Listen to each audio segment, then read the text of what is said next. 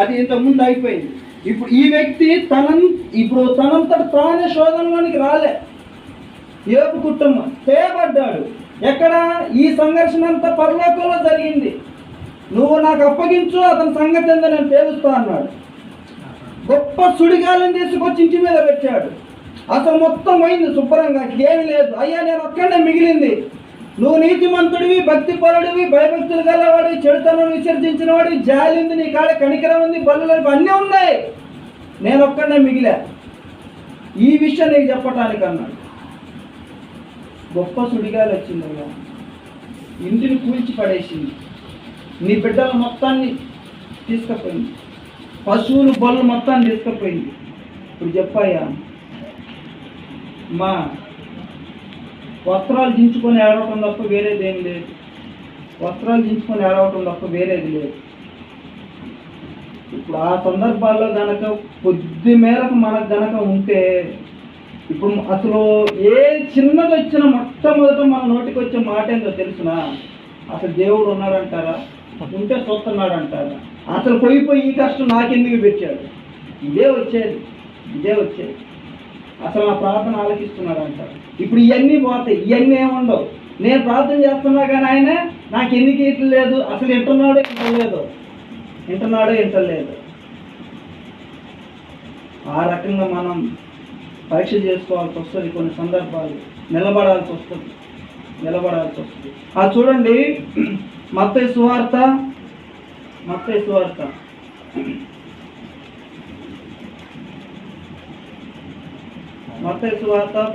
అధ్యాయం.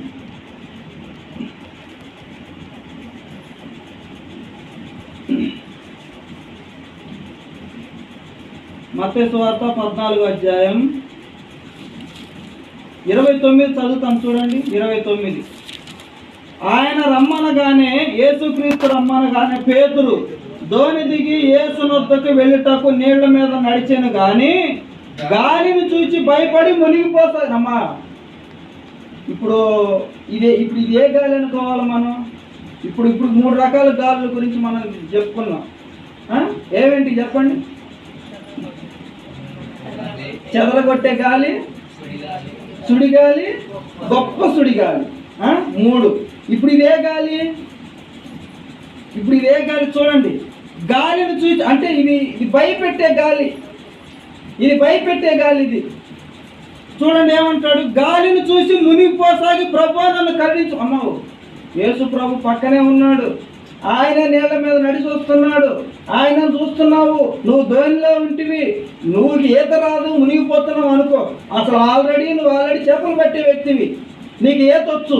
మ్యాక్సిమం సముద్రంలో పడ్డగానే కొద్దిసేపు నువ్వు ఈత కొట్టి ఆగలవు. ఈ లోపల ప్రభువాన్ని కేకేస్తే ఆయన పైకి లేపుతాడు, లేదా శిష్యులన్నా పైకి లాగుతారు.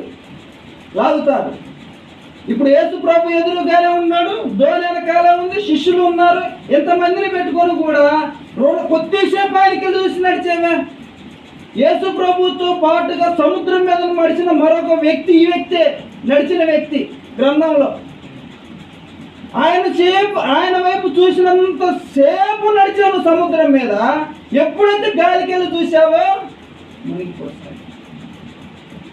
ఈ గాలి శోధనకి, ఈ గాలి సాతానికి, ఈ గాలి లోకానికి సాదృశ్యం. మీరు ఎక్కడైనా ధ్యానం చేసుకోండి ముందు దినాలు. గాలి సాతానికి, గాలి శోధనకి, గాలి లోకానికి సాదృశ్యం. ఇప్పుడు దీన్ని చూసి, గాలిని చూసి భయపడ్డాడంటే దేనికెళ్ళి చూసి ఇతను మునిగిపోసాగినట్టు? లోకంకెళ్ళి చూసినట్ట. అంటే దేవుని మీద ఉన్న దృష్టి నువ్వు లోకంకెళ్ళి మళ్ళించగా నువ్వేం చేసావు? మునిగిపోయావు. శోధన వైపు చూసావనగా ఏం చేసావు? మునిగిపోయావు. సాతాను వైపు చూసావంటే ఏం చేసావు? మునిగిపోయినావు. మన దృష్టి ఎప్పుడైతే దేవుని మీద నుంచి మళ్ళిద్దో మనమే మునిగిపోయాం. మొట్టమొదట విశ్వాసం మీద కొడతాడు అపవాది. విశ్వాసం మీద కొడతాడు. అయ్యే గాలి, ఇప్పుడు గాలిని ఏమి చేయలే. ఇప్పుడు ఏబు కుటుంబానికన్నా కనీసం ఆ గొప్ప సుడిగాలి వచ్చి మొత్తం నష్టపరిచింది. ఇప్పుడు ఈ గాలి ఏం చేయలే. అది నువ్వు సముద్రం మీద నడుచుకుంటూ పోతున్నావు, యేసుక్రీస్తు వారు నడుచుకుంటూ పోతున్నావు చూసుకుంటా. అది నిన్నేం చేసింది? అదేదో దాని మార్గాన్ని అదేదో గీచుకున్నావు. నువ్వు చూసావు దానికి వెళ్ళి. అంతకుముందు చూడలేదా? అంటే అంతకుముందే యేసు ప్రభు మీద దృష్టి పెట్టావు, అప్పుడే నువ్వు చూడాలి. సముద్రం కూడా అది ఇది నన్ను ఏమి చేయదన్నట్టు ధైర్యంగా నడిచావే. కొద్దిసేపటికి ఆ శబ్దానికి ఆ గాలి వైపు చూచివి మునిగిపోసాగితివి. మన కుటుంబ పరిస్థితులు కూడా అట్టాటి.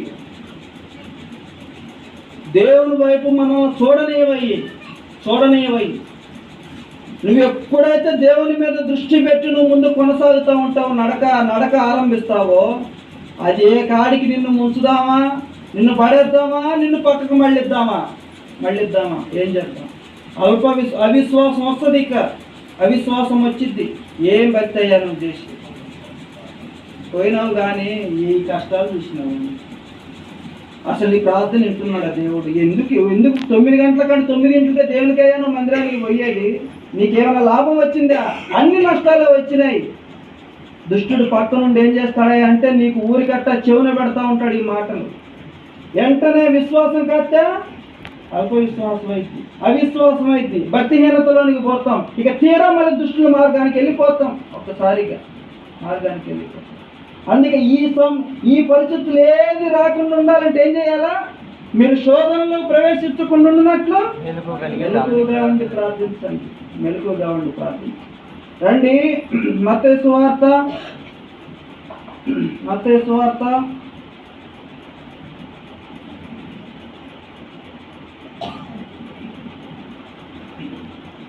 7వ అధ్యాయం.